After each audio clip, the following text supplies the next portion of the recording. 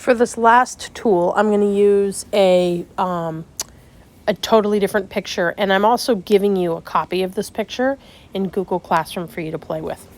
So let's go back to the bank of tools called Color, and we're going to go to this spot in the middle called Color Grading. And color grading, you're going to see, is 4 different color wheel circles.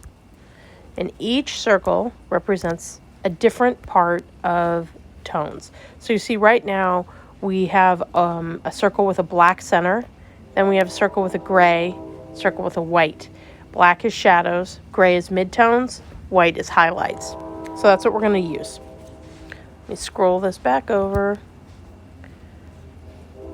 Okay, so if I touch the gray dot on the outside and I pull it around the color wheel, you'll see it's changing. And there's that white dot in the middle.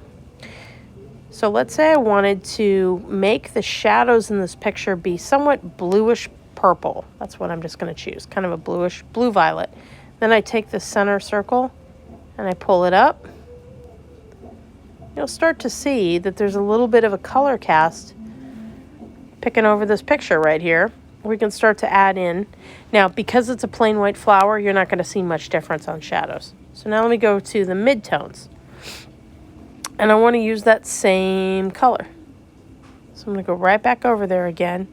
If I pull up my midtones, now you can start to see that there's a light purple hue over the top of the flower. And then same thing again. I want to use the same thing again on the highlights. Boom, go right up. And now you really have that color. And I can, as long as I have my finger on the center dot, I can slide this around to whatever color it is I want. And that, you guys, is a massive upgrade. This used to be something you could only do in Photoshop. It would require 10 to 15 minutes worth of work, and it's now like instant. Okay?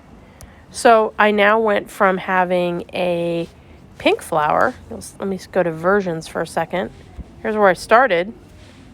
Now I have this. Okay? Totally different type of flower. So I'd like you to try playing with those tools on the flower file I gave you.